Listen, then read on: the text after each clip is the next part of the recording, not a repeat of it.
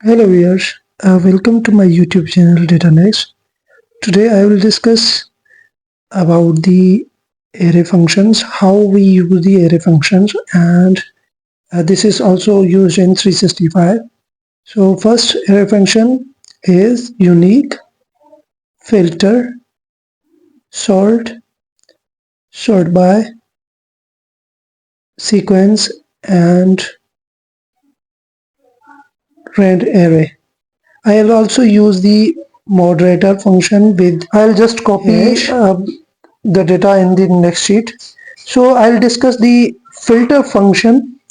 Filter function में first requirement है I just select the whole array मतलब whole range, and after that I will select the value column, which is the salary, and I want to see that how many employees have greater than or above than 100,000 or 1 lakh, और उसके बाद मैं close करूंगा zero के साथ, क्योंकि मुझे empty cells नहीं चाहिए, तो उसके लिए मैं zero.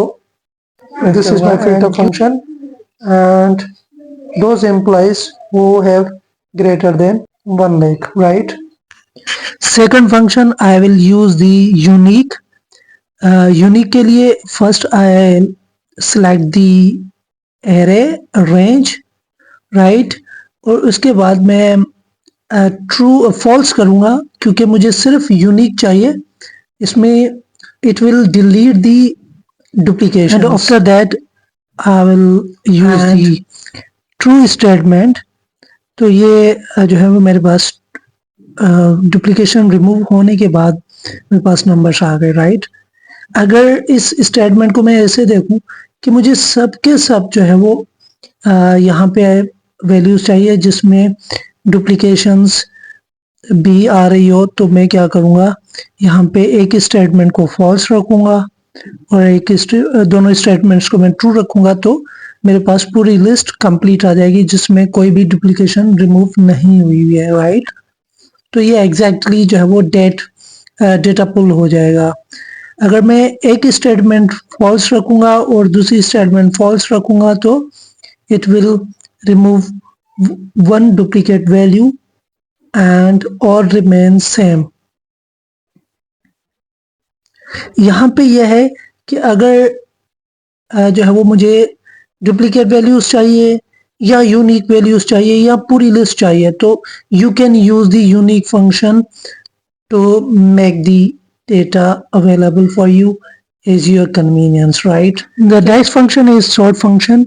So for the sort, I will select the array range, and after that I will put the 1 क्योंकि मुझे असेंडिंग ऑर्डर्स चाहिए, तो मैंने 1 क्लिक किया. और यहाँ पे सच इम्पैक्ट नहीं आएगा क्योंकि एम्प्लॉय आईडी 01 से लेकर ऑनवर्ड है, राइट? तो ये ऑलरेडी सॉर्टिंग ऑर्डर हुआ है.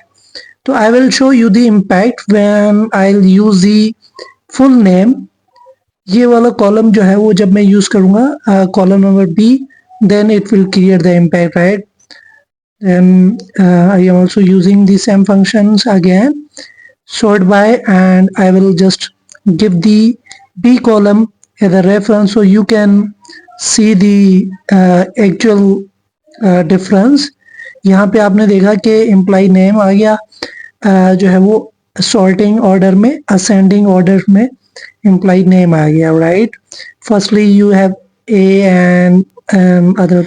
This is the sort function, and after that we will move towards the another function which is called sort by.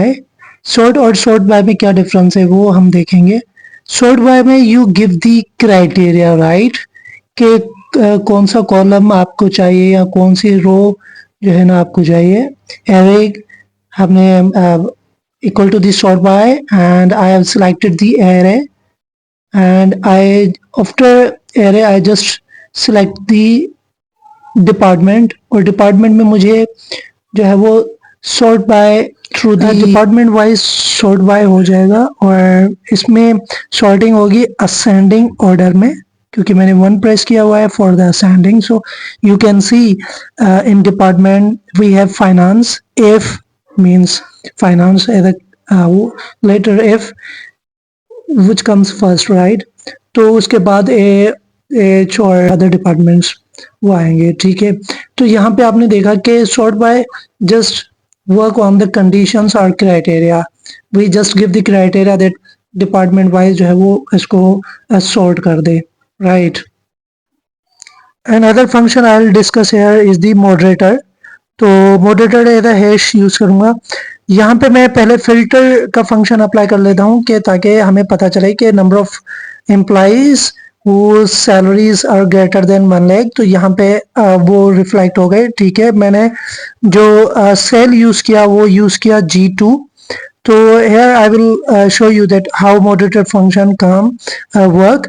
तो यहाँ पे काउंट मैंने यूज किया है. काउंट के साथ मैं हैश मॉडरेटर यूज कर रहा हूँ. ठीक है ना. I just give the only reference of that function like G2 is my the reference of that function. You can see that when I use the hash as a moderator तो पूरी table जो है वो select हो गई. तो this is the benefit of the hash moderator. You don't need to select any column or the table. You just give the reference of that cell. तो पूरी की पूरी टेबल जो है वो सिलेक्ट हो जाएगी. या so this is the power of moderator hash. Now I am using the new function which is called sequence. Sequence में मैंने 1000 जो है वो number of rows जो है इंसर्ट करने के लिए मैंने ये अप्लाई किया है. 1 is the starting point and it will add 1 to 1. तो ये जो है नंबर्स रिफ्लेक्ट होंगे 1000 तक.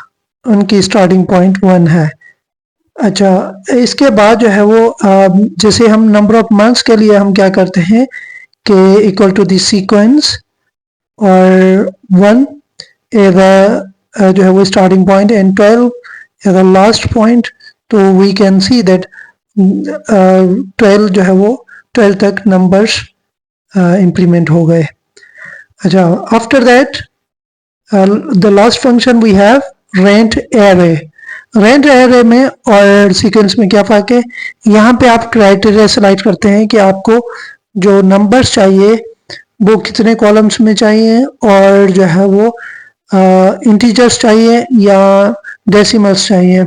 दिस इज द मेन जो है वो डोमेन है रेंट एरे की. यहाँ पे भी हम जो है वो स्पेशली डेटा को एनालिसिस करने के लिए हम ये रेंट एरे का फंक्शन यूज करते हैं. I hope you enjoy my video. Please do subscribe and like and comment and share. Thank you.